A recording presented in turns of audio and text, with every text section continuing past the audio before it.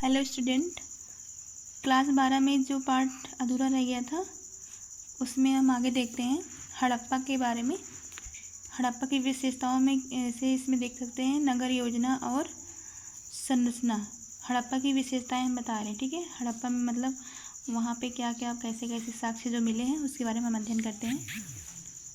तो इसमें देखिए हड़प्पा में नगर योजना और संरचना। हड़प्पा संस्कृति की प्रमुख विशेषताएं उसकी नगर योजना प्रणाली थी, ठीक है। देखिए वहाँ का जो हड़प्पा सभ्यता इतना विकसित सभ्यता था कि वहाँ की जो विशेषताएं देखी गई है वो हम कह सकते हैं कि आज का चीन यानी कि आज के युग में चीन जिस तरह विकसित देश है उस तरह उस समय हड़प्पा और मोहनजोदड़ो एक बहुत ही विकसित देश था। तो इसमें जो नगर योजना प्रणाली थी देखिए उसकी विशेषता थी।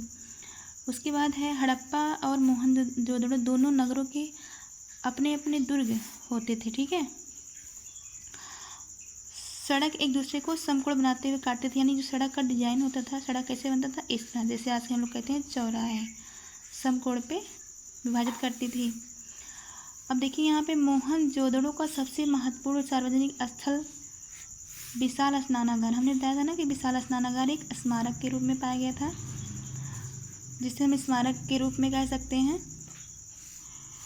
यह 11.88 मीटर लंबा था, 7.1 मीटर चौड़ा होता था, 2.43 मीटर गहरा था, ठीक है।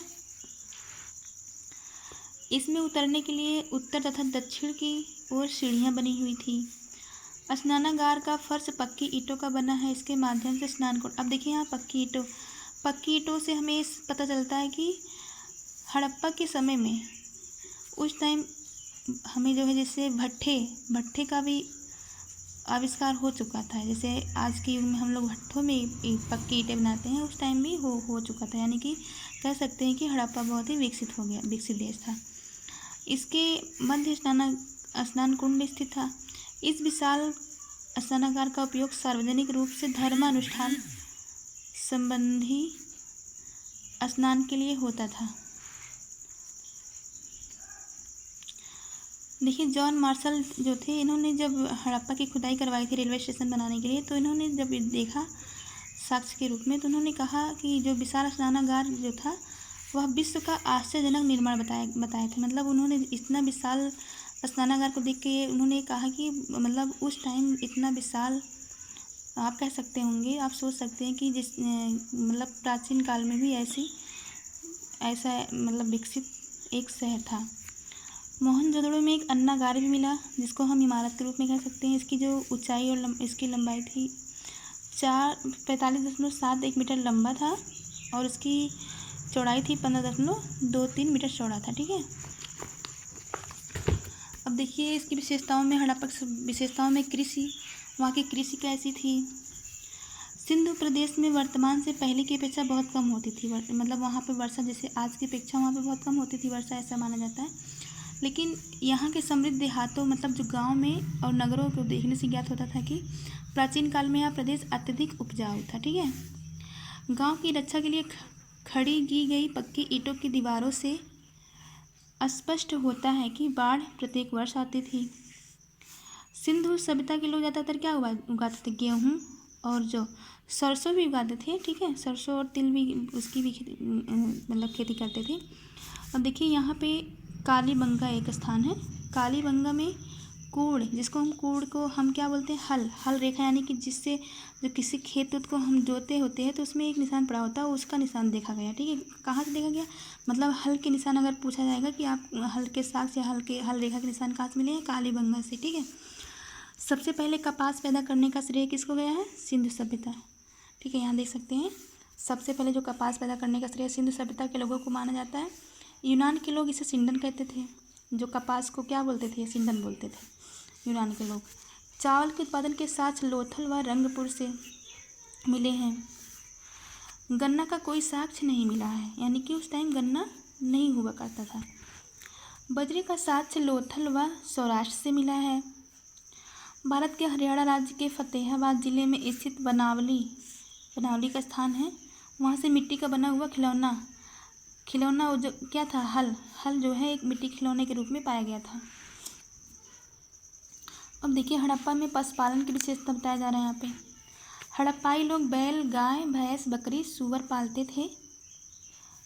इन्हें ज़्यादातर कुबड़ वाला साड़ विशेष रूप से प्रिय था।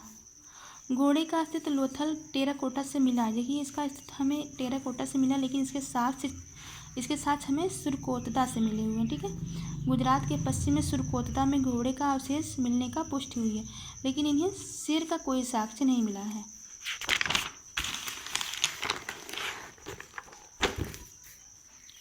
देखिए यहाँ का शिल्प और तकनीकी ज्ञान क्या था।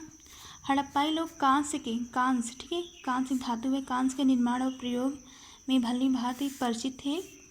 कांसा तांबे, मतलब जो कांसे का निर्माण होता था किससे होता था, तांबे और टिन मिलाकर। ठीक है, कांसा मतलब कांसा का निर्माण किससे होता था, टिन तथा तांबा। ठीक है, इससे मिला के क्या बनाते थे, कांसा बनाते थे। मोहनजोदड़ो से बुने हुए सूती, यानी कि सूती कपड़ों का एक टुकड़ा मिला। यानी कि देखिए उस टाइम सूती कपड़े भी बुने जाते थे, यानी कि उस टाइम सूती कपड़े के मिले उले भी पाई गई होंगी। तांबा, देखिए तांबा जो होता था, तांबा राजस्थान के खेतड़ी एक स्थान है, वहाँ के ताम्र खानों से मंगाया जाता था। जैसे तांबा का हमें जब आयात निर्यात होता था तो वहाँ जो है तांबे का जो सामान मंगाया जाता था खेतड़ी के ताम्र खानों से मंगाया जाता था। अब देखिए पूछा जा सकता है तांबे का जो व्यापार होता था कहाँ से, खेतड़ी, राजस्थान के खेतड़ी से एक स्थान है वहाँ का। कुम्हार के चाक का अधिक प्रचलन था। ठीक है, इस टाइम। अब देखिए व्यापार, पत्थर, धातु और हड्डी इत्यादि का व्यापार, यानी हड़प्पा के जो वासी थे वो पत्थर, धातु और हड्डी आदि का व्यापार करते थे। वे धातु के सिक्कों का प्रयोग नहीं करते थे, यानी कि उस टाइम सिक्के नहीं हुआ करते थे।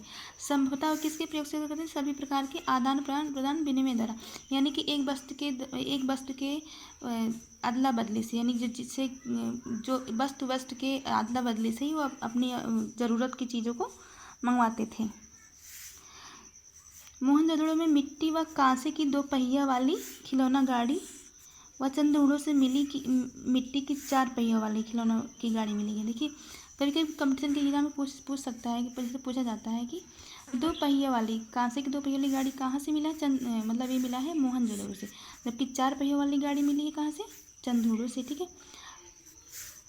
वो भी क्या था, खिलौना था। सिंधु सभ्यता के काल में पोत निर्माण, यानी कि उस काल में पोत निर्माण एवं नावों द्वारा समुद्री व्यापार होने का पुष्टि कहाँ से हुआ है, लोथल से प्राप्त हुआ। लोथल में एक गोदीवाड़ा जिसको हम बोल सकते हैं एक बंदरगाह। ठीक है, लोथल में बंदरगाह भी पाया गया था, और कहाँ से, वहाँ पे जो है नाव के माध्यम से व्यापार होता था। वहाँ का सामाजिक जीवन कैसा था, देखिए हड़प्पा समाज मातृसत्तात्मक था। देखिए वहाँ का जो सामाजिक जीवन, हम आज के युग में हम लोग क्या है, पितृसत्तात्मक प्रधान देश है। ठीक है, लेकिन हड़प्पा कैसा था देश था, मातृसत्तात्मक। ये युद्ध प्रिय कम थे और शांति प्रिय, यानी कि युद्ध कम करते थे, जबकि ये बहुत ही उदारवादी यानी शांति प्रिय थे। और इनका जो भोज्य पदार्थ था शाकाहारी और मांसाहारी दोनों हुआ करता था। मनोरंजन के लिए पासे का खेल और नृत्य, शिकार, पशुओं की लड़ाई इत्यादि करते थे। ठीक है,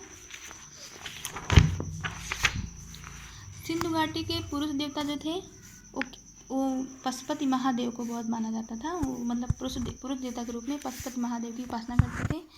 सिंधु सभ्यता में लिंग पूजा का प्रचलन था, वृक्ष का भी प्रचलन था, यानी कि वृक्ष पूजा भी, वट पूजा भी उनके यहाँ प्रचलन था।